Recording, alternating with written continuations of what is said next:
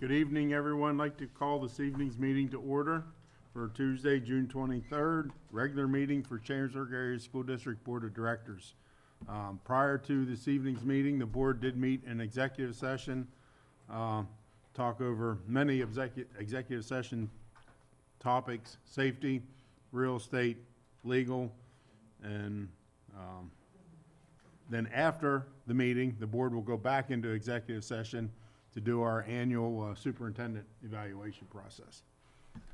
So if you would, please rise and join me with the Pledge of Allegiance, followed by a moment of silence. I pledge allegiance to the flag of the United States of America and to the republic for which it stands, one nation, under God, indivisible, with liberty and justice for all.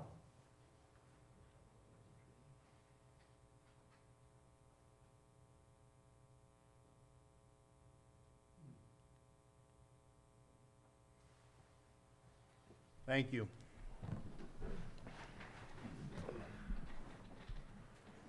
Item 2.02, can you hear me? Is that on? Okay. Yeah. Item 2.02, approval to adopt the agenda for this evening's meeting. Motion and second, please.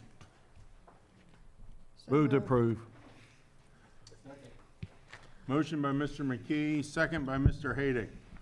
Questions, discussions, revisions, additions, deletions? Hearing none, all those in favor signify by saying aye. Aye. Aye. Opposed? Ayes have it and so moved. Item 3.01, Superintendent's Report. Mr. Bigger. Yep. Thank you, Mr. Norcross. School district's busy doing hiring, getting ready for next year, cleaning, supplies, purchasing, resources, textbooks. So I get asked all the time, what do you do in the summer? And I always say nothing, because it's not. So we are doing a lot to get ready for the start of the school year. I do want to encourage certainly the state to pass a budget on time. I haven't heard anything in this month, and that worries me because we were hopeful that we'd have a June 30th budget. So I'm hopeful that we do get a budget shortly after June 30th or early into July. I think last year it was November before we got a final budget, which hurt a lot of school districts, nonprofits around the state. So we're hopeful they have their act together and we get our numbers. That concludes my report. Okay. Thank you, Mr. Bigger. I'd just like to thank all the board members for attending graduation and the students who gave speeches and participated. As I said prior to graduation, I think it's the biggest reward of being an elected volunteer is getting to have a front row seat at graduation and hand out diplomas and see all the smiling faces and everything else that you see. So it was a great turnout from the board. Congratulations to all the graduates and their families, and best luck to them. You notice tonight the directors aren't here. They are in training this week. And because I was going to, my comment tonight is, I wanted to mention this last month and I forgot because I went some other direction, but back on Mother's Day weekend, I was fortunate enough to be able to participate as a member of the audience to the Go Girls Go event. I don't know if anyone has ever heard of it or not, but what a great event. This was the second year in a row I was able to be part of that. It's a program put on by people in the community, you know, young female ladies, women, and they learn the things that, you know, young women are starting to get into in 4th, 5th, 6th grade. And then there's a running component to it also. But the best part about it, and I forget the gentleman's name, I wanted to ask Mr. Nelson, and I will, but in Chambersburg, Andrew Buchanan was one of the schools that was participating there. And there was a gentleman, and I saw him take off at the finish line, and I cheat. I go down and I take pictures, and then I run back up to the finish line and take pictures when people cross the finish line. So it was a 5K run, and I do about a half a K. But anyway, I saw this gentleman take off at when he was running with some of his students, And then at the finish line, he would run across the finish line with one of his students, and he'd turn around and run back, and he'd wait for another one of his students. He'd run down the finish line with them, turn around and go, came back. Well, he was a volunteer at Andrew Buchanan, and I want to recognize the gentleman, and next meeting, once I get his name, I will recognize him. But he had told me that he did this when his oldest daughter was at Andrew Buchanan, and she just graduated. So he's been doing this for, 8 years or so at least, and this was his last year. He was the running coach, but it was invigorating to see someone like that who would literally go up and run across the finish line with each one of his students, go back and run back with another one. So shout out to that gentleman. I believe his name was Mike, but I'll have more information next meeting. So that concludes my report. Item 5.01 is privilege of the floor. Members of the audience are invited to comment on agenda items. I'm going to follow the procedure I always follow. If you signed in, I'll call your name, give you the opportunity to speak. If you didn't sign in, because I see a lot of new faces here, don't worry. I'll open it up to anyone who didn't sign in to speak. I just will ask, if you didn't sign in and when it comes time to speak, just be sure you provide your address, because we need that for part of our minutes and public record. Those who signed in to speak, we already have their address, so you don't have to tell us again unless you want to. I'll do it in order. The first one is John Jordan, old business maybe.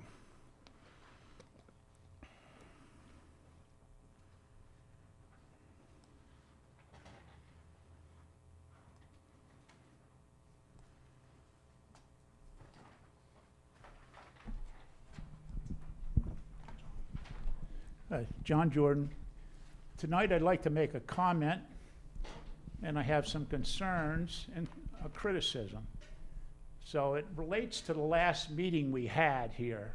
It was a very important meeting, actually, as you all well know. And you know, years ago, under the old president of the board, the school board in the school district was highly dysfunctional.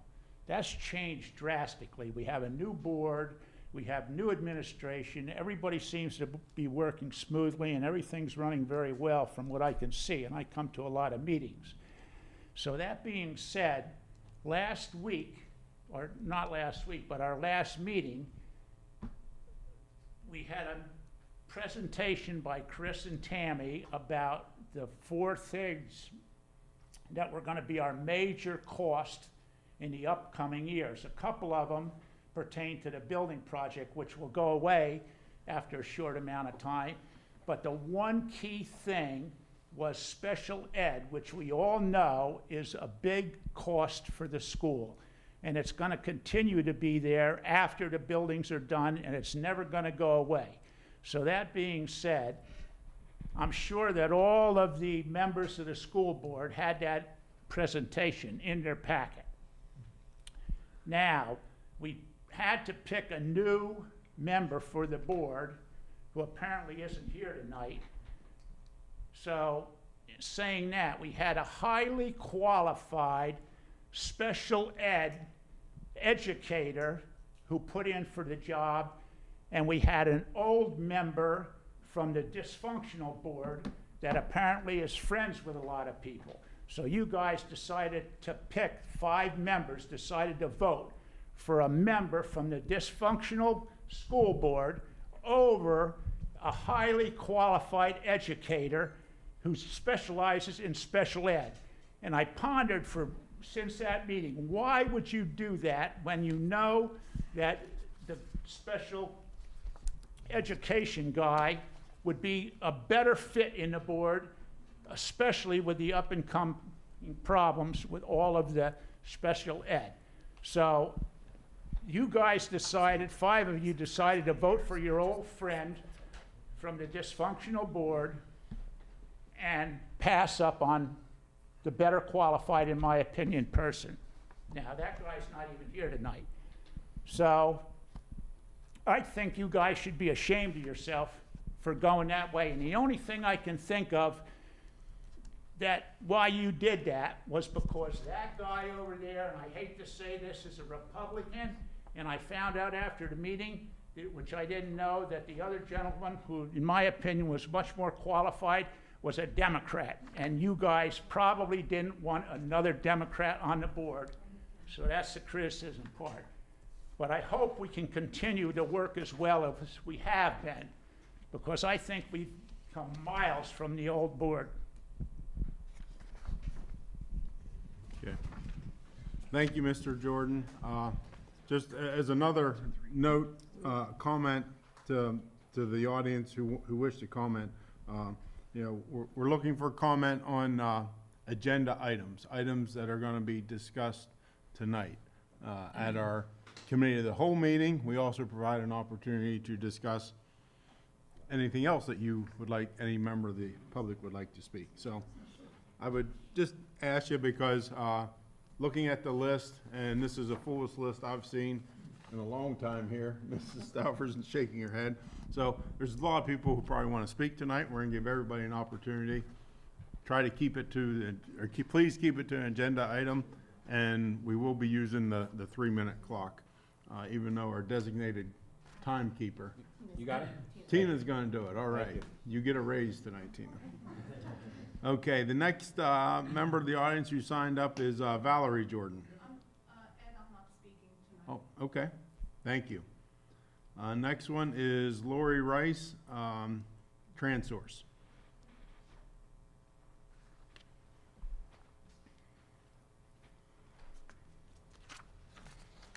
Good evening, board members. Thank you for the opportunity to speak this evening. And I want to thank you for your service, because I recognize it takes special people to sit in your seat and to hear all the things you have to hear month after month. And I value your time, so thank you. So some of you know me. I'm Lori Rice. I am the president of the Coalition to Protect Franklin County. 10 years ago, I came and spoke to the then school board. And I do want to clarify, yes, this power line is very important to me. It crosses 5 of my farms. That's a lot of farmland, if you can imagine. But it's my community. When I took this fight on 10 years ago, it wasn't about how this affected me personally. It's how it affects my community. And your room's largely fuller tonight because of that impact. And there could have been considerably more here. But I hope we have a pretty powerful, coming together moment this evening. So there is nobody more versed on this subject than myself. With the amount of information that I have stored in my head, it would bring the average person to utter confusion.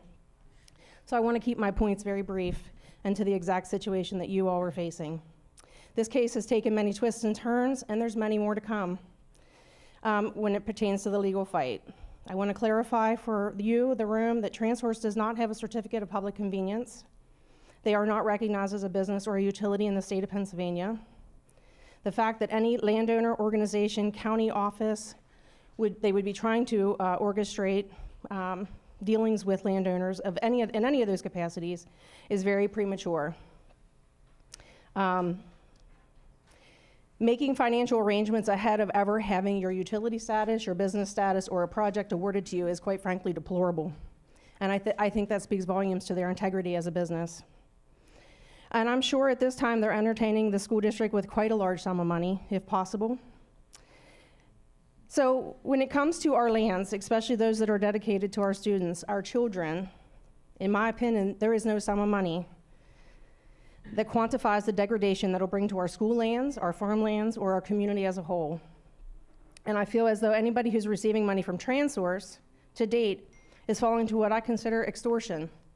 When you have to pay somebody to get them to do what you want, because in your eyes you think it's right, that is extortion. They hold all the strings. They know what's right. I don't agree with that. And quite frankly, I've seen a lot of laws be broken in the process to getting where we are to date. And I think no matter what school is affected by this power line, whether it's 1 or 2, maybe 3, there are 6 routes in their 600-page filing before the PUC. 6 possible routes. Let's take the Falling Spring Elementary School, for example.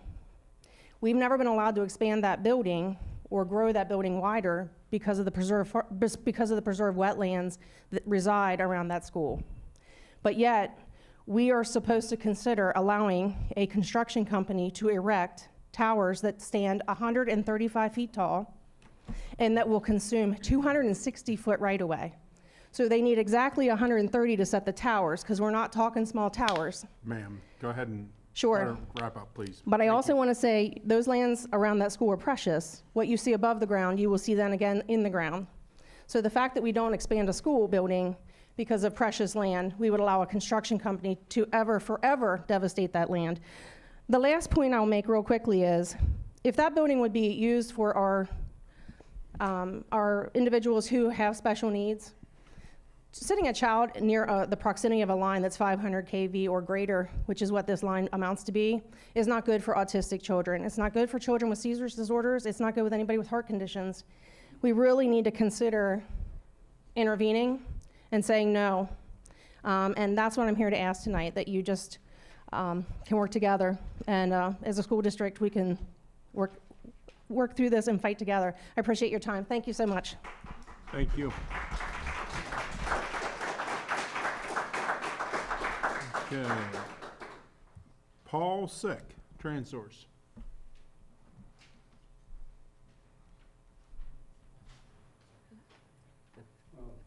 Good evening, school board. Good evening. I appreciate the opportunity to speak with you, Mr. Bigger, and the school board. It's been a while. Weren't you up on the platform before? I appreciate the fact that you're down here with the folks.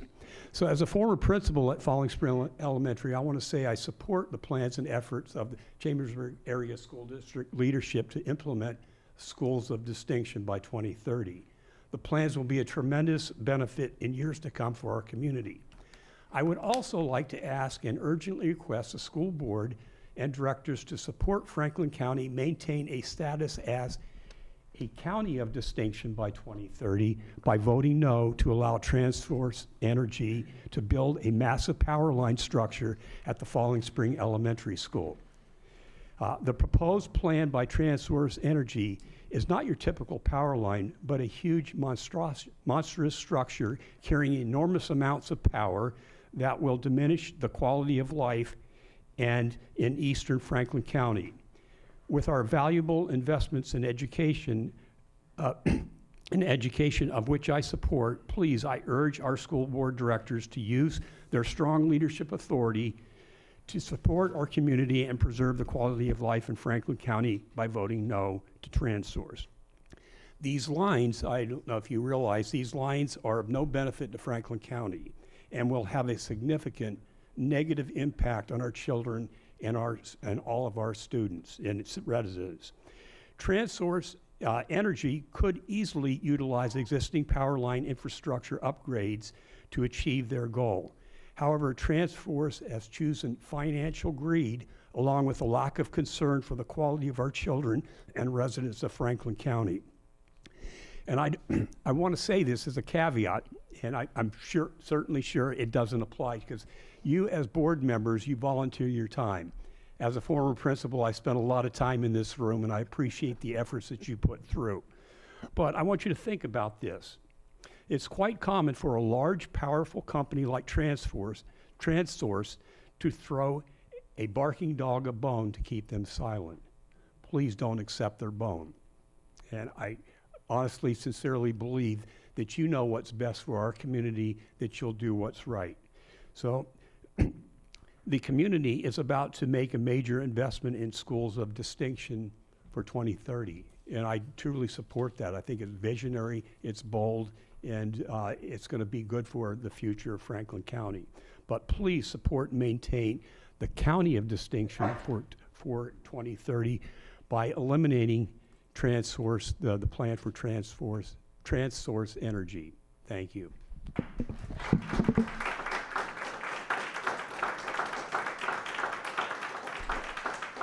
Next comer is Deb Case, TransSource.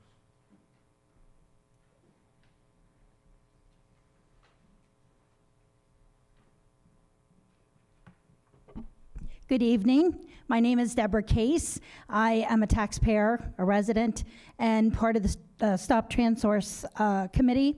I want to thank you, as Lori did, for your service, for your sacrifice in sitting on this board. And I also want to thank everyone who attended here tonight. I think this is what community is all about.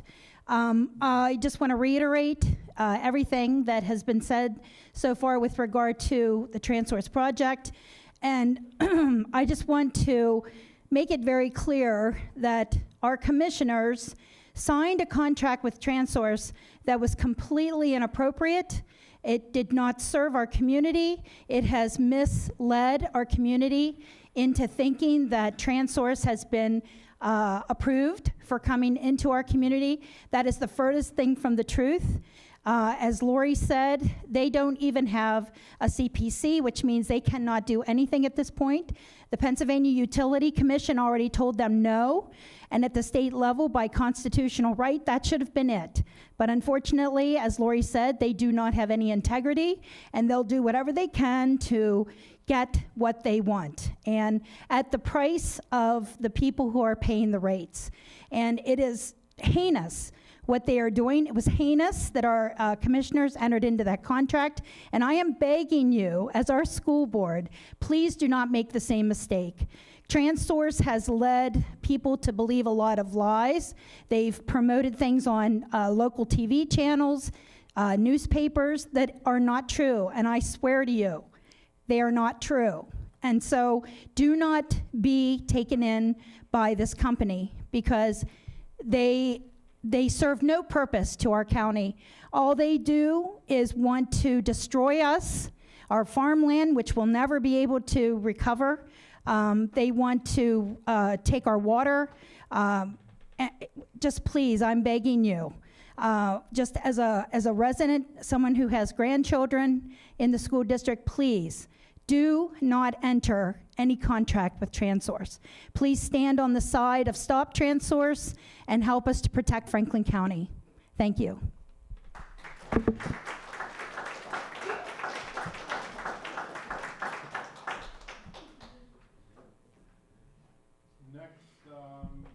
member of the community signed up, Eleanor Rice?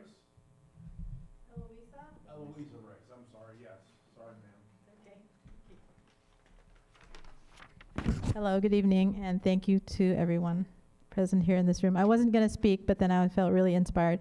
So my name is Eloisa Rice. I am just a little resident of Chambersburg with a middle schooler in Camp South and 2 more younger boys. So my main concern is the health and safety, not just of my own children, but the rest of the young people whose lives would be directly affected by a power line going through their school. So I just have 4 points. So the science is not settled enough to justify exposing children unnecessarily to higher levels of EMFs or electromagnetic fields brought by the presence of power lines. Number 2, if there is any credible possibility of harm to children and reasonable alternatives exist, those alternatives should be chosen. Number 3, even if the risk is low for EMFs and or childhood leukemia, which tends to be one of those things that people bring up whenever it comes to power things. I'm sorry, my brain is tired. My kids are home all day. But schools are viewed differently than industrial sites because children are considered a particularly vulnerable population. And my last point is that, of course, there's more tangible risks like tower collapses during extreme weather, downed lines during storms, electrical arcing in rare circumstances, and challenges for emergency responders if an accident occurs near transmission infrastructure. So those are the things that I wanted to just bring up as a concern of mine as a parent. Thank you. Okay,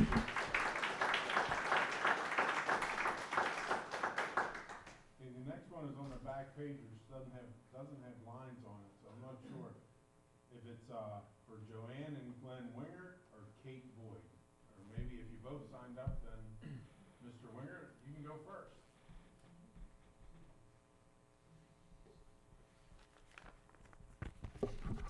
Good evening. My name is Glenn Winger.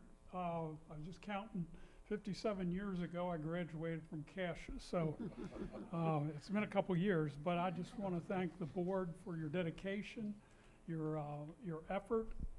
It's a tough job being on the board, believe me. I once heard that board members are on the board because of wealth, wisdom, and work. So tonight's probably work. But I'm sure you'd more rather be somewhere else. As I said, I graduated 57 years from Cassius. I spent 40 years in healthcare. Last 11 years ago, I retired from Chambersburg Hospital. I was the admin director of radiology. 2 words describe what's occurring here, and that's called cost shifting. I'm sure the board knows about cost shifting. You know what your medical premiums are. For those of you that are not familiar with that, I'll give you an example. You know, you need a chest x-ray, and the people in finance at the hospital, they go calculate what their direct and indirect costs are. And, you know, as an example, they may say, well, this chest x-ray costs us $150 to provide. CMS, you know, the feds, Medicare, Medicaid, they come back and they say, well, we're only going to pay you $100 for that test. So what's the hospital have to do? They have to make up that difference if they're going to stay in business.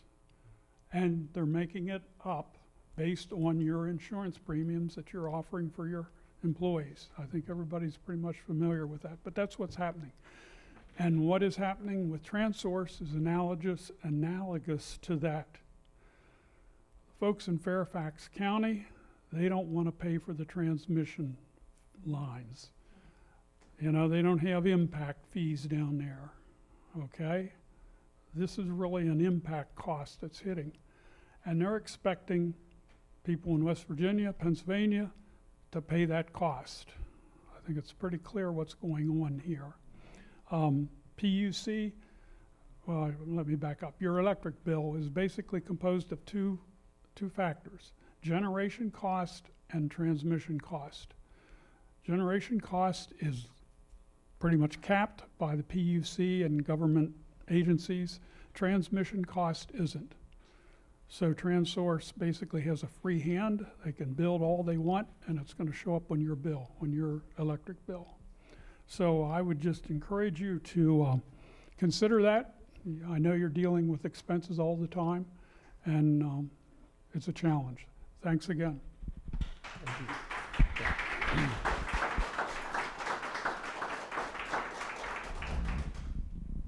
Michelle Henning. I have a mobility issue, so I'm asking if I can just Yep, talk from we'll here. bring them up, Bring the mic to you. microphone to you. That works too. And you're welcome to sit down and speak like No, I I do. can stand up. I just don't move around too great. Thank you. My name's Michelle Henninger. I'm actually a retired high school agriculture science teacher. I taught across the street for 10 years from 79 to 89. I've spent a lot of time over the past numerous decades since the early 90s looking into EMFs, electromagnetic frequency, and the impact that they have on human beings. We are electrical beings, and children, as was already mentioned, are particularly vulnerable to the impact that high EMFs, which is what power lines emit, produce. There's many unbiased studies, not necessarily all from this country, mostly they're not, but there are definitely unbiased studies that have shown, one particularly in California, that the rates of leukemia, as was mentioned earlier, are definitely increased along power lines. And these are not regular power lines that TransSource wants to build, as has already been mentioned. So if you're just looking at this from a perspective that's purely related to health of the students that are attending the schools that these lines will go over, you really need to vote against this. From a perspective of how they impact everyone else, whether it's retail home values or just the view or the wonderfulness of Franklin County, once again, we need to really come together and stand firm against TransSource. But especially from the children's perspective, like I said, as a retired teacher, it's kind of near and dear to my heart, and I would really highly recommend that you stand firm against TransSource.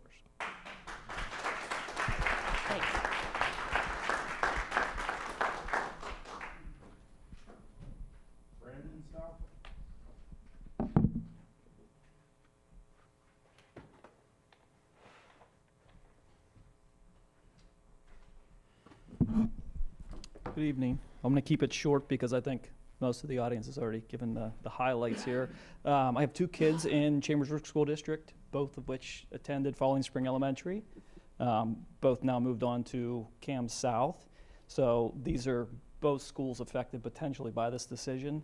I also own property on 2 different sides of town that would be affected by this decision. And I think it's important for you guys to know that you don't have to say yes to this. I have said no to this from the very beginning for the last 10 years. The prices just keep getting more in the offers, but it doesn't change the fact that I think it's bad for the community. I think it's bad for the children. I think it's short-sighted to say yes to something like this and the potential for the effect that's never going to go away. They could abandon these lines in the future, but the outcome of what is going to come will never, never go away. So just ask that you take a minute to evaluate this before you make a decision. I just found about this last evening when we got an email. I didn't know it was on the school board agenda. So I just ask that you take a minute to talk about it, maybe listen to the community, hear what they have to say, maybe take another couple meetings to talk about it. Thank you for your time.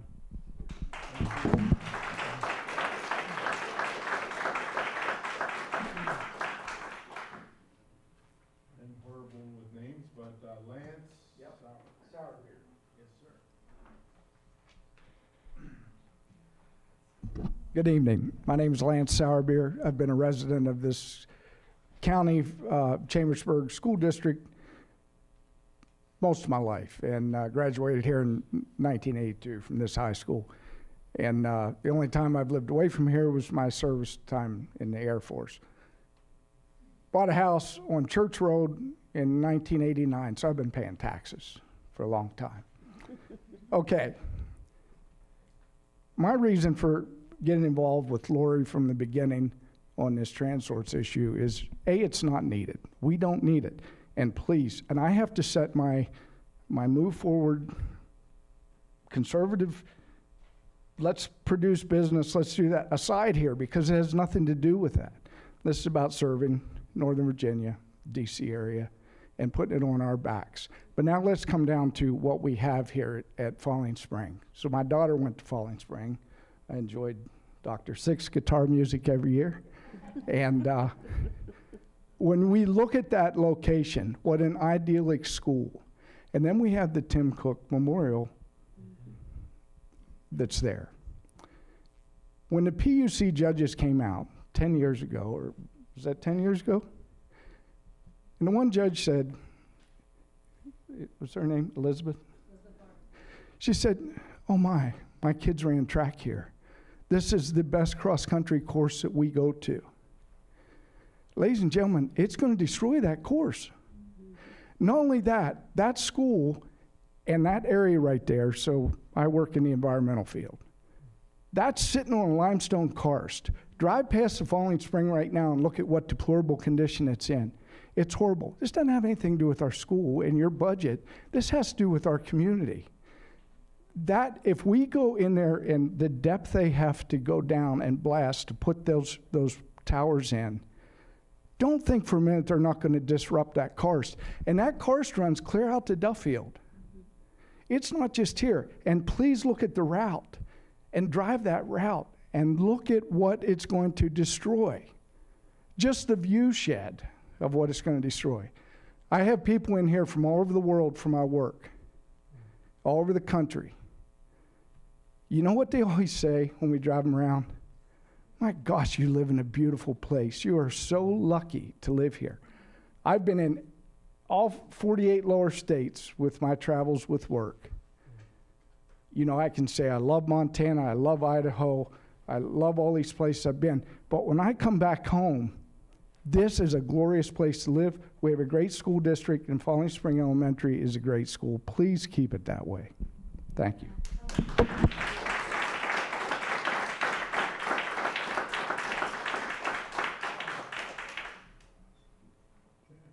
Thank you. I think I caught everyone who signed in as yes, but if you didn't sign in as a yes and would like to speak on an agenda item, this would be your opportunity. Again, just when you do speak, you need your address. Yes, sir. Come on up. Jim Foltz, I live in Fayetteville, Street address. 86 East Main.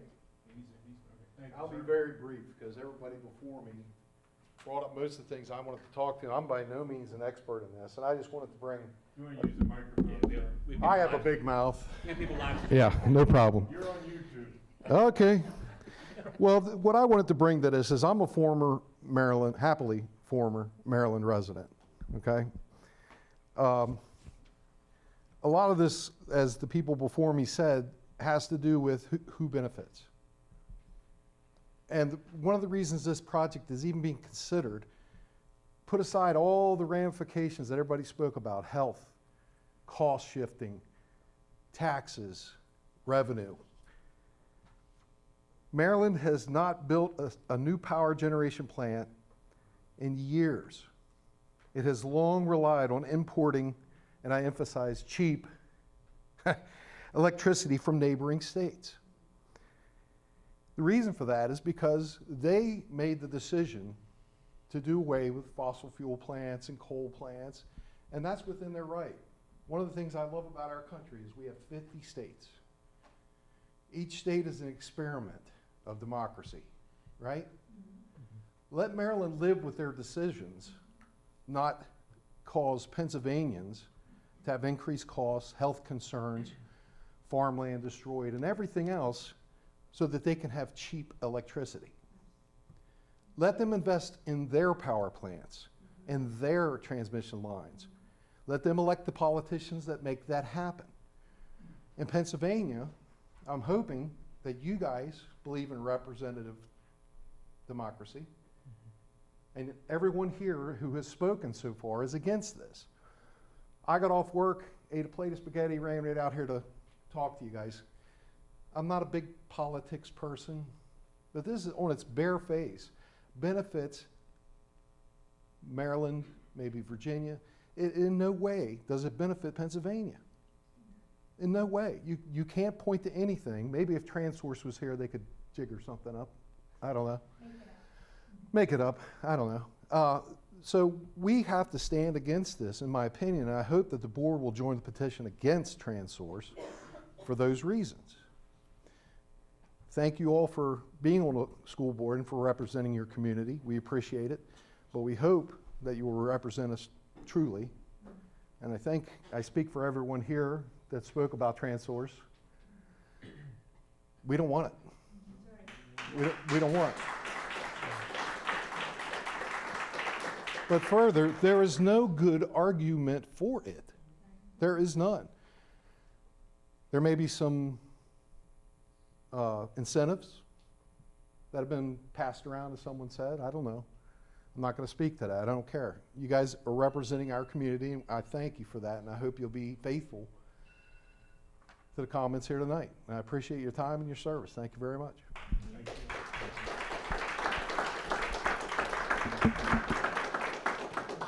Any other? Parker. Parker has his work uniform on. All right, so I didn't plan on speaking about this. Actually, I'm going to be honest, I didn't know anything about TransSource. I didn't know anything about TransSource before tonight, didn't know it was on the agenda. But I do want to state that this is the most amount of people that I've seen in here so far, and I've been coming for about a year now. And I think that every single one of you were elected as a representative to represent your people. This is a representative democracy, and I believe that everyone here has vocalized that they do not want this, and you all represent the community here. And I'm not part of it, but I mean, because I'm not educated enough, but I believe that the rest of the community here believes that this is not good for the community, and everyone here was elected to represent these people. And I believe that your constituents have vocalized to you guys that we do not want this. And I think that your duty as elected officials in a representative democracy is to vote the way your constituents voted for you, because you ran to represent them. So I think every vote that is made on this decision should be made in honor or in consideration of everyone here's time that they considered to this. So thank you.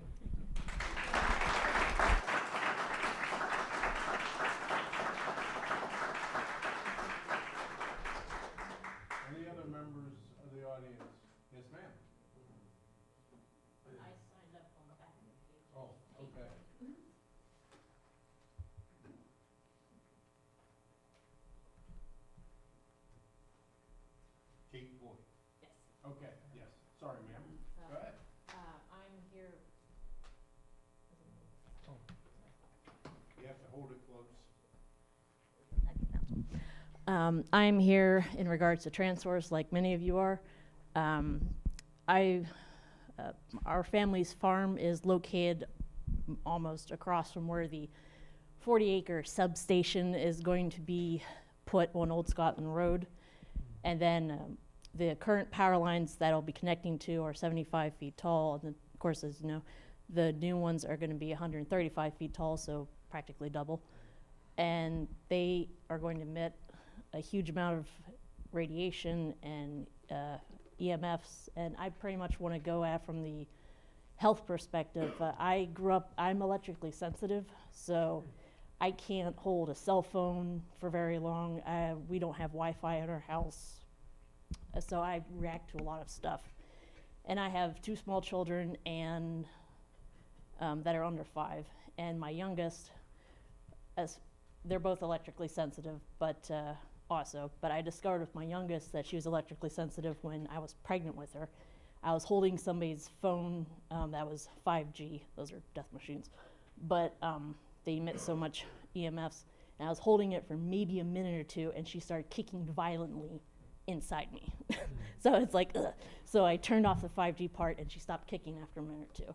So, and then later, she was probably about a year, somebody came to visit us and brought their 5G phone over next to us. She was sitting on my lap, and she started crying angrily because it's like I could feel it too, the 5G. Of course, as adults, we're not as sensitive as children are because their bone density is not as strong as ours. But just as far as these things going next to schools, I don't know how many hundreds of children would be in all these schools that would be next, that this line might go next to. But if they're not electrically sensitive now, a lot of them will be because they have to endure that for hours every day. If it's like right outside the window, it's like that's going, the EMFs from gigantic power lines like that reach far. And it's like I can be going down, since I'm electrically sensitive, I can be going down a highway as a 5G tower and I can feel it when I go past it. Like I can feel it on my head as an adult. So just how many health problems and issues would happen from these children who will have to endure these power lines that will probably be around as long as they're alive. Yeah, I can't even imagine. So just from the whole value of the property and everything else, it'll affect, but it'll negatively affect a lot of people's health so horribly. So just want to keep that in mind, especially at schools. So if you guys have any power to say no against it at all, please, for their sakes, vote against it. So thank you.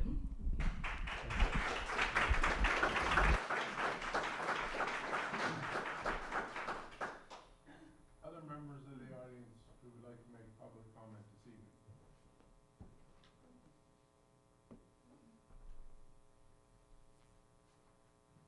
I can say one comment that I didn't get to read. Sure.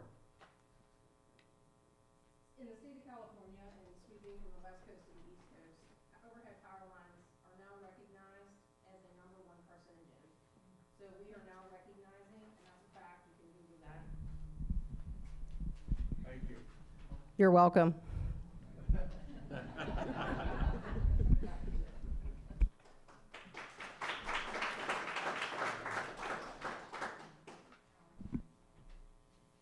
Okay, moving on to section 7, consent agenda.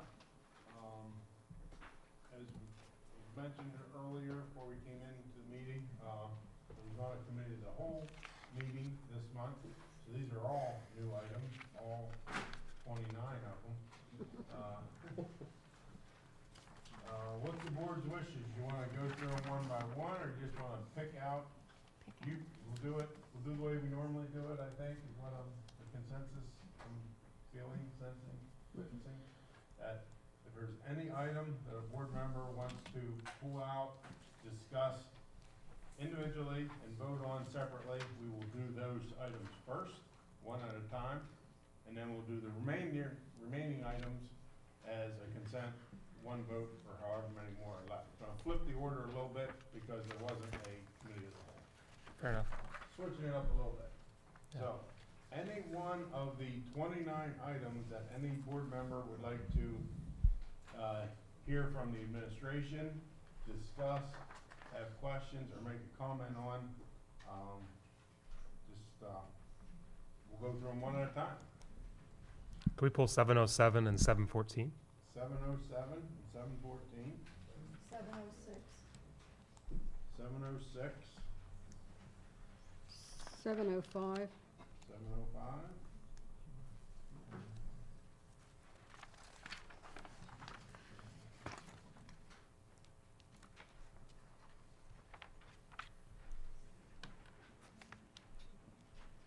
Anything else? I have one for 7-Eleven, just informational on 7-Eleven. 711. And it's not the convenience A store. big gulp? Right.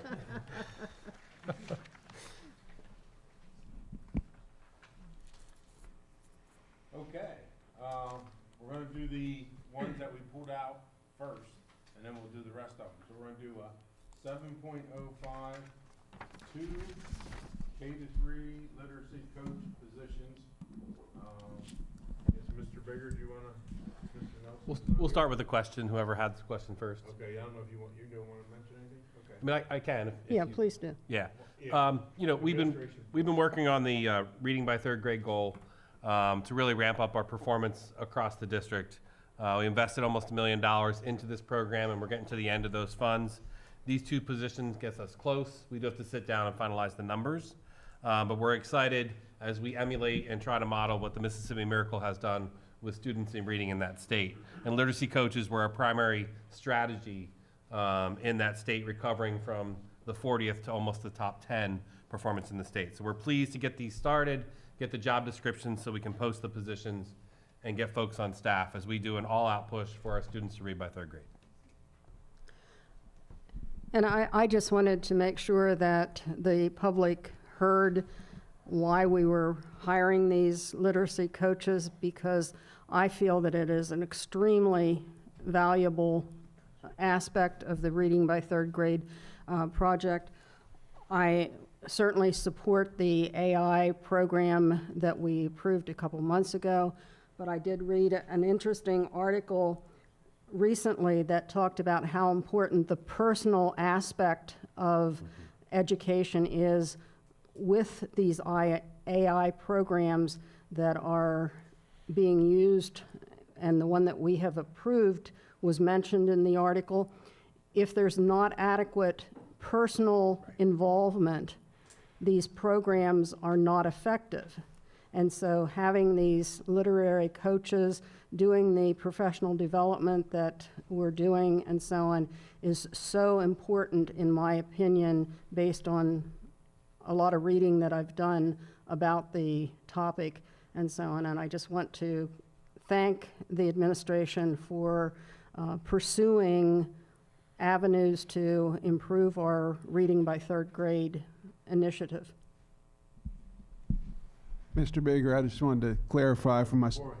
Let's do a motion and second before we do any additional discussion, and then Mr. Piper. So motion and second to approve the 2 K through third grade literacy coach positions. Move to approve. Second. All right, motion by Mrs. Gogler and second by You can have it. That's fine. Mr. McKee. Okay, Mr. Piper, you had a I just question? wanted to clarify that for myself. So you have in that Walk to Read program, you have your classroom teachers, you have your reading specialists that kind of Help out. coordinate that, and then this is a even higher level, higher trained person. Yeah, they will be doing more of the professional development for what we call Tier 1 instruction, which is the core instruction of the day-to-day. You're talking about more like Tier 2 or intervention support to a degree. So this is making sure that all of our teachers have access to the best professional development and also someone to show them how to do it. The worst thing we can do is say, hey, go to training, and then nobody knows how to do the actual action. They'll be called in to say, hey, model that for me. I'm not sure how to do what the science of reading is saying to do. So it's more about the Tier 1 and all teachers with best practice. Okay, thank you. Well, interestingly, I just was talking to a math teacher in elementary, and she was so pleased that the professional development is including those people who are not directly doing the teaching of the ELA, because she recognized the value of her understanding the science of reading and so on, even though she's not teaching it, because she's supporting it. So I think we really are on the right track in this area. Yes, and I'd like to just say that I'm absolutely thrilled to get these two coaches. I think it will make a big difference in helping the teachers in the classroom as they're using new materials. And also, we got to see what's left over from that pot of Yeah, money see if there's a to little more make there. sure that we finish it out. So, Yeah. and I know we don't have a meeting in July, but I'm sure we can work through something to make it work so that things are ready to go for the start of school. Especially, I think we're doing a great job on that in first grade with the walk to read, but looking to second grade on what other resources they're going to need to fulfill what they need instructionally for the students. Thank you. Other comments? Okay. Hearing none, all those in favor of hiring the two K-3 literacy coaches as soon as that's approved by, computer went dead, is that approved or required? 7:05. Certification requirements are pending PDE review, so once those certifications are confirmed. All those in favor signify by saying aye. Aye. Opposed? Ayes have it, so moved. Item 7.06, appoint Stephanie Gauss as LIU 12 committee representative. Motion and second first, and then we can do discussion. So moved. Second. Motion by Mr. Haydick, second by Mr. Rayburn. I appreciate the opportunity to serve on the LIU board. That work is kind of where I came from, so I'm familiar with cooperative education. The district will benefit from leaning on other districts, learning from other districts, and it's an economy of scale all the way around. So I appreciate the opportunity. Thanks. Yeah, thank you. Thank you for agreeing. And you don't have to drive to New Oxford, you can dial in, right? Or Zoom. web-based. Yeah, she can. Back in the day, you always had to drive to New Oxford. Okay. All those in favor signify by saying aye. Aye. Opposed? Ayes have it, so moved. Item 7.07. Oh, I turned that off, thank you. Item 7.07, TransSource petition. Before we do a motion and second, turn over to Mr. Bigger to read the statement, because there's really no major decision here tonight as far as a go or no go on the project. That's not what this is about. I know there was a social media blast, but Yeah. Chris has a more So- the most accurate Yeah. statement. District Administration is presenting a motion for approval at the June 23rd board meeting to authorize a petition intervening in the Pennsylvania Utility Commission matter involving the proposed TransSource project. The actions being taken as a matter of due diligence on the project. The petition allows the district to remain informed and involved, and additional information becomes available. The level and extent of the district's participation have not yet been determined, as we only received the communication on June 8th.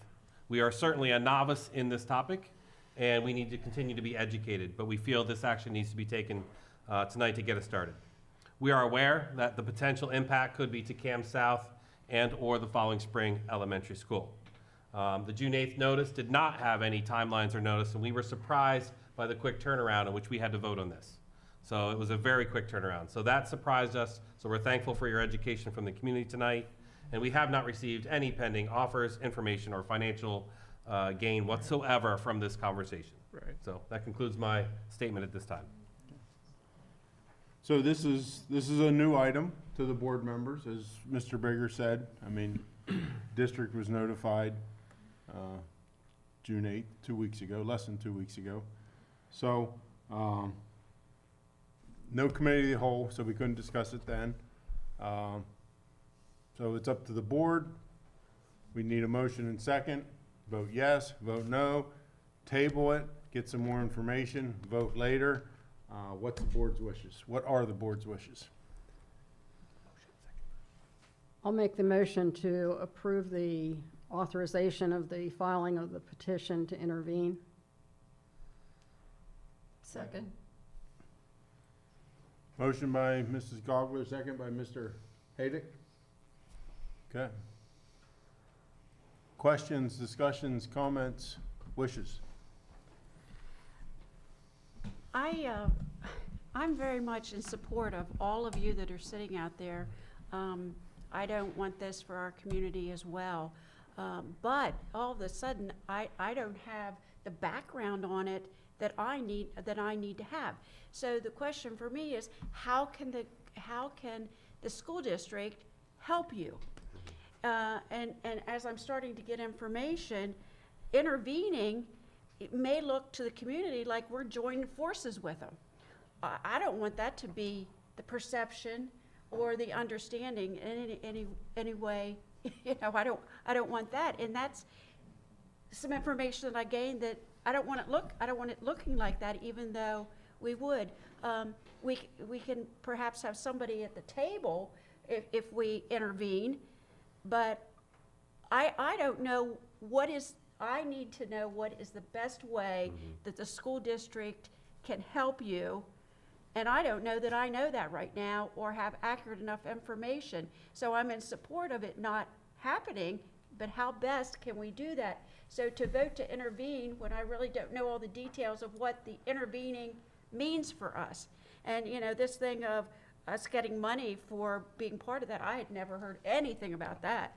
That's not been on the, but so I'm feeling, I don't know which way to vote, whether it should be tabled or we should vote here tonight, what we're really voting on and what commitments does that make for us. I certainly don't want it going through Falling Spring or the South or, you know, I don't want it at all. But I guess we need to find out what is the best way to help, whether that's another meeting. But right now I'm struggling because I want to do what's best for the community. And I think the group tonight has told us what's best for the community, even though I felt that way to begin with. It was nice to hear from all of you. But I don't have enough information to really vote on this, on what's best.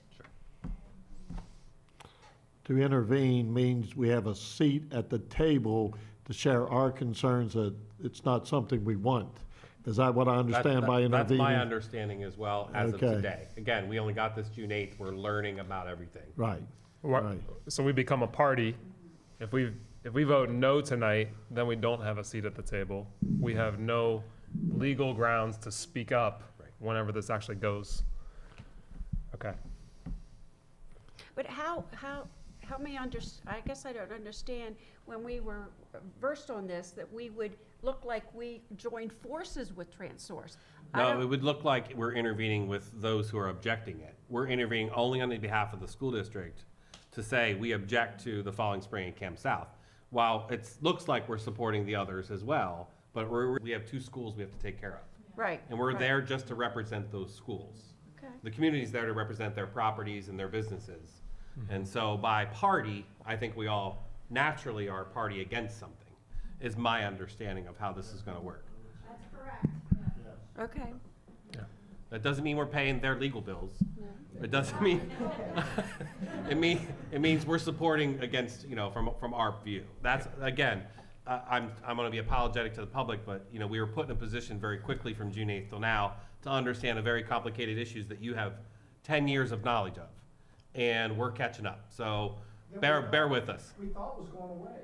Yeah. It was done. It was a done deal. And Well, I don't think, so we're gonna keep it, excuse me, so we're gonna keep it with a board discussion. Mr. Piper, I think did you have a comment? Yeah, just, I mean, the way it's worded to me, intervene with the PUC for involving TransSource for approval of siting and construction of the 230 kilovolt, I guess it is, transmission line. That, you know, that sounds like to me that we are kind of a partner in that, if it's worded that way. So This was given to me by Jeff Litz, our solicitor, for the purpose of appealing and not agreeing with TransSource. That's the language he gave me. So again, yeah. The approval is TransSources, right? It's the They're the ones that have the application. application for approval. This is not us saying we approve. Right. Right, We're yeah. intervening to say, no. Right, it could be worded better. Yes. Yeah. Yeah, maybe it's the wording. could be, yeah. That if we could define We- that better, I We don't- can I don't reword want- it tonight. Yeah, I don't want the Sure. public to think that we're joining forces. The I think- information, I'm gonna jump in here, and what Dr. Diller was talking about, what little information we have received, if anything, just made it more vague. What does it look like, all right? Okay, yes, it's potentially affects 2 properties, but for Chambersburg School District as a whole, what does intervening look like? And I think several of us asked that question in different manners, ways, and I never did hear an answer that made sense. What does it look like? Don't quite know. Yeah. Yeah. I have trouble voting yes on something that even the professionals couldn't really answer at this point for us. That's my concern tonight. You know, and I don't know that I want to vote no, but I don't know that I want to vote yes. I'd love to get more information, and you know, do you intervene now? Do you intervene in an appeal process? When is the time to do it? I have no idea. Could our statement end after the LLC application, rather than going into the for approval of citing, et cetera, motion to authorize the filing of a petition to intervene in the PA Public Utility Commission matter involving the TransSource Pennsylvania LLC application, period? So to a layman's terms, what does that mean? Well, it means that we would be filing a petition stating what our position is with the PUC. I We think want to what's be a party. what's confusing is that word approval Right. of citing. And so it appears to me as though the simplest thing is to end it after the word application, because we would just be filing a petition to the PUC stating our position about the project. And our position would be based on the potential damage to our property, to our student population, to whatever our experts tell us is the best way to word the petition that we send via our attorneys or whoever has to go to the PUC to file this petition. But I think the big thing in this motion is that a word approval, because it tends to make people think that we're approving it, the way it's worded. That would be my opinion. I didn't even hear whether, are we actually sending a document in, or what are No. we doing? Because I didn't hear that earlier. I just don't know. What is That's my our concern. timeline? Like, I would rather have it right than rush. I mean, I think that, you know, we're all in agreement that, you know, we want to protect our students, we want to protect our properties. I would rather have it right and have more information. I mean, I heard a bit from an expert that couldn't answer the questions. So, and then I hear from the group that they're not always upfront about things. They're not telling the truth. So there's a lot here. I personally would love to see it tabled till we get it right. But I don't know. What are the downsides of tabling? Yeah, what would be the of waiting, or having a special meeting, or making sure we know what we're doing? Mr. Norcross, Mr. Haydick has been waiting to say something sorry. here. I'm a patient man. Ask my wife. Next time I see her, I will ask her. TransSource is not a new subject for me because I've heard about it many, many years ago, thanks to Lori Rice and others. It was a bad idea then. It's a real bad idea now, especially now where they plan on putting it, not only at Falling Spring, but perhaps at the new School of Distinction, the middle school we're going to put out there next to 81. I think Mr. Sourbeer mentioned the geology in that site, the sites that this is going to be going in. I remember years ago listening to people talk about how many people were attracted to Franklin County, in particular our area, because of the nature, the Appalachian Trail, the trout fishing. What it would do to tourism, it would devastate tourism. And I like to be downtown and seeing businesses growing because more people are coming here spending their money. And I was in the military for many years associated with high-powered radar equipment. I'm very familiar with EMF. And it's not good for living tissue, especially younger beings. And so I think the word intervention gets kind of like mysterious, but it just means we want to have influence. We want to be, as Mr. Raber said, at the table with a voice. So I, for one, will vote yes to intervene today. Mm-hmm. We can wait if that's the vote. I'll vote yes later. But this is a bad idea, and I also appreciate someone saying, starts with a W, but talking about cost sharing, or not just pushing off the cost on the Pennsylvanians, the West Virginians. Why? So people in Maryland or DC or Virginia can get cheaper power? That sucks, basically. So I'll vote to intervene now, or I'll vote later. We have more information. Frankly, I don't need any information. That's all I need to say. And when we get to the vote. A lot's been said about children. There's also a Stanford University study that is suggesting that dementia and Alzheimer's and some of the issues associated with the elderly are also affected by the power lines and so on. So I don't think we have an exclusive reason for just our children. It's a community problem. People, water, air, land, our most valuable resources. This is all of them. Yeah. I'm comfortable voting yes tonight. I'm also okay with tabling it if enough people feel that that's better. Call for the question. And a yes vote is a no.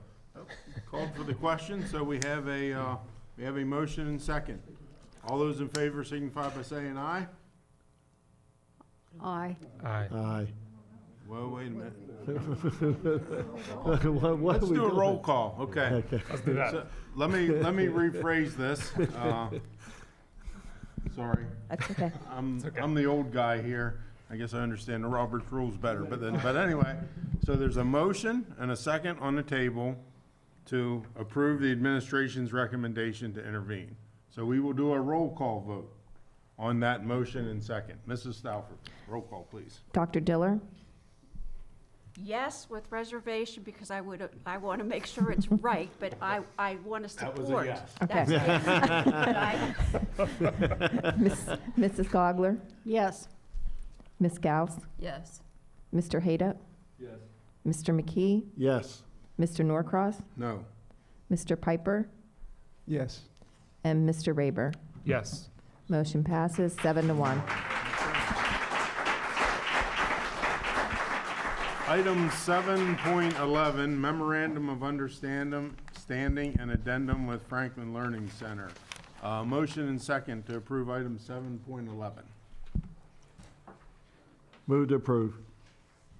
Second. Motion by Mr. McKee, second by Mr. Piper. Mr. Bigger. Yeah, this came to me from the Franklin Learning Center, and those on the board, I believe, already approved allocation of funds for a police officer at the Franklin Learning Center. So this is just completing that task for them. We will exercise providing them a police officer through our police force. So this allows us to do this. It's the MOU and the engagement letter in which we're going to help the Franklin Learning Center. And they reimburse us? Yeah, they'll burden 90% of the cost, yep. Other questions, discussions, comments? Hearing none, all those in favor signify by saying aye. Aye. Aye. Opposed? Ayes have it and so moved. 7.14, Construction Management Services. Motion and second, please. Move to approve. Motion by Mr. Raber, second by Mr. Hayden. Mrs. Stauffer. Matt has some prepared, yeah. Mr. Varner. All right. This is a recommendation tonight to approve an agreement with Macero CM Services to provide pre-construction and construction management services for our Green Village Elementary School, Green Village Intermediate School, and Chambersburg Area School District middle school projects. First and foremost, I want to thank the board for your consideration on this tonight. This is the first time that Chambersburg School District has ever engaged a firm to provide comprehensive pre-construction and construction management services. However, given the size, the complexity, and the significance of these projects, I feel that it is important that we have the right expertise and resources to ensure that these projects are planned, managed, and executed successfully. This construction manager will serve as an extension of district staff throughout the planning, bidding, construction, and closeout phases of the project. One of the factors that distinguished Macero throughout this selection process was the depth of resources they're committing to our projects. Their team includes a total of 12 full-time and part-time professionals, including 2 project managers, 3 full-time site managers, a safety director, director of pre-construction services, architectural code coordinator, project administrator, MEP manager, and senior leadership support. After a thorough evaluation process, administration believes that Macero is the best partner to help guide these projects. I'd be happy to answer any questions that you have tonight.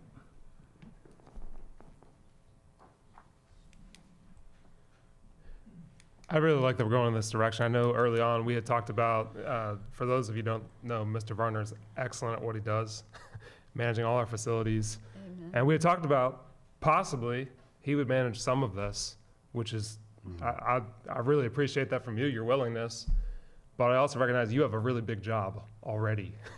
And so I think it's really good that we're going this direction, that we get some outside expertise as well. And that allows you to continue doing what you're already good at, and you'll still be involved, of course. So I'm really excited about this. Other discussions, comments, questions?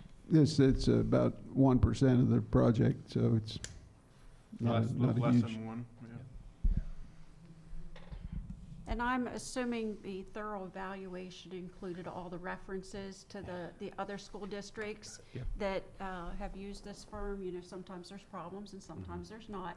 But I'm assuming that that was thoroughly done and we were getting good response on that. Yes, we completed reference checks, and we had conversations with other existing school districts currently utilizing Macero's services. Yep. The key to us was scale and size of this project, and that people have experience with that. And that really what helped get me over the edge anyway. Mm-hmm.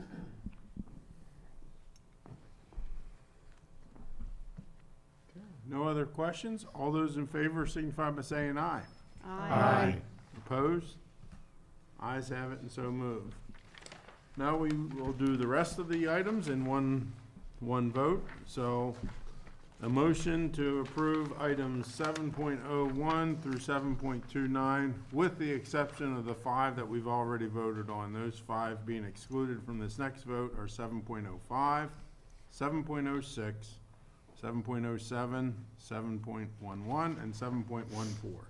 So motion and second, please, to approve the balance of these items. Move to approve. Second. Motion by Dr. Diller, second by Scouts. Mrs. Gauss. All those in favor signify by saying aye. Aye. Aye. Opposed? Ayes have it and so moved. Whole business, education services, finance and facilities. Item 10.01, gifts, grants, and donations. Motion and second to approve our gifts, grants, donations, and anything else free. Move to approve. Second.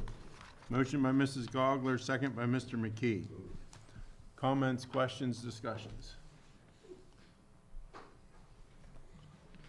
All those in favor signify by saying aye. Aye. Aye. Opposed? Ayes have it, so moved. Policy and legislation, item 11.01. First reading of policies, and I'm going to get to my page. Policy 00004, membership, and policy 339, uncompensated leave. Motion and second to approve those two policies on first reading. Move to approve. Second. Motion by Mrs. Gauss, second by Dr. Diller. Questions, discussions, comments? Yes, sir. Mr. Patience. Thank you for not making me wait. So policy 004, I have a comment. I do agree with the new text. I would also recommend that after the last sentence in the vacancies paragraph, but before the references, the following sentence be added. Should no candidates from the vacated region be available, a candidate at large may be appointed from any other region. Period. And then the references follow. Now, I understand that people can click on the references and they can go to a formal legal document that comes from the PD, Pennsylvania Department of Education, or someone. And I had done that many, many times trying to get to the bottom of this, what was kosher, what wasn't. And still left scratching my head most times after I read through that stuff. And I recognized that people were busy and they only have maybe a 15-second attention span, and asking someone to click references to get to the meat of the issue is a losing strategy. So I say put that in there as well, because that'll eliminate any future confusion, not only for our board, but for future board members. And I'll pass that to Mrs. Stauffer to consider. Thank you. I don't I think it know requires a if court. we can do that. It requires a I court. like the idea, but previously, and I don't know if it was because it wasn't in the policy or it's some other mandate requirements, previously, it had to be decided by the court to allow us to go outside the region. We couldn't, that decision, Only if no candidate was available, period. No, that was if no candidate in the region. in the region. And that's in the guidelines. If no candidate in the region previously, and Mr. McKee filled that seat one time. That's right. In Region 1, actually. Yep. Where the candidate who was elected withdrew. Yes. We advertised it. Three or four No one applied. We That was advertised that region, from that from region. the vacated region. Yep, we advertised again, Yeah. and no one applied from that region. And prior to advertising for an at-large candidate, we had to get permission from the courts. And I think it would be good to have it in the policy, but we need to say that the court has to, approve that according to the school code. It's very clear, well, I shouldn't say it's very clear, but it is stated how it has to be done. It may not be easily understood, and having it in easy-to-read language in our policy, I think is a valuable thing to do. But we have to make sure that it is in line with what the requirements are. So someone, PSBA, Mr. Bigger, somebody just needs to reword what you're suggesting to go along with what the school code requires. Maybe it's something similar, pending appropriate jurisdiction approval. Yeah. Then it goes at large. Yeah. And I think, I I'm think- not an attorney, and I didn't stay at Holiday Inn Express last night either, but I think one of the basis for this is that, in the state, you know, you have two options for school board. You can do it by region, or you can do it Three. at large. You can Yeah, have there- That's three- the you third- can have third three- option. there's- Three You can regions, have yeah. three Or region. regions or Yeah. 9 regions. Three regions, or totally at large. So, since Chambersburg has decided to do by region, any deviation from that takes jurisdictional, i.e. court approval. That's my, engineering law, Yeah. no law degree, just an engineering degree. Well, I think we're in violent agreement that the wording needs to be changed to maybe illustrate, you know, a little clearer what's going on without digging into the Yeah. references, but Oh, I agree. whatever change needs to be made to make it perfectly right. I support. Board in full agreement with I adding support. that? I'm Okay. all aboard. Yeah. Second read. We'll wordsmith that. We'll just run For it second past the reading. solicitor. Yeah, we'll take care of it. Thank you. Although they had to do some research Right, last time correct. too. I helped him more, I think, on that one. You are the solicitor, right? I was on that one. Did you stay at Holiday Inn Express? I did that night, yeah. Okay. All right, so we still need to vote. All those in favor, well, with the policy 04, we'll get clarification on rewording that. Yep. And then that would be. Second read. Come up in second reading, any revisions to that. So, motion and second to, I guess first we need a motion to amend the policy. Motion and second. You're good, because between first and second, we're allowed We to can make do it changes. then, okay. Yep, that's the whole point So of the we have a process. motion and second to amend policy 04 pending appropriate party review, and policy 339 as presented. All those in favor signify by saying aye. Aye. Aye. Opposed? Ayes have it, and so moved. Item 11.02, second reading of policy, singular, policy 305, employment of substitutes. Motion and second, please. Move to approve. Second.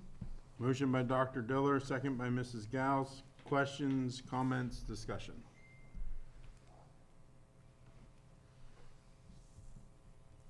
Okay, hearing none. All those in favor signify by saying aye. Aye. Opposed? Ayes have it, so moved. Nothing on safety and security. New business, board members. New business on future items, board matters. Before you do that, Mr. Norcross, can I just recognize Dan Kiefer? Are you here to, yeah, there you are. You wanted to say something tonight? We just wanted to say hello and thank you. We really appreciate working with Mayor Sarah. I'm the Vice President of Missouri Student Services. I'm going to be your face of the project. I'll be the person coming in, at least during construction. Dan will be the primary person that handles pre-construction, and will be the person coming to board with reports.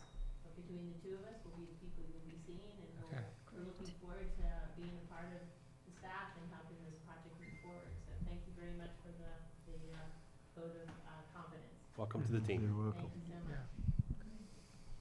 much. Two golden rules of construction management.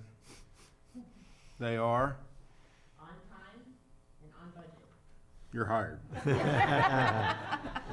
The board already decided that, not me. Okay, welcome. Thank you. New business. Items, future discussion, topics, matters.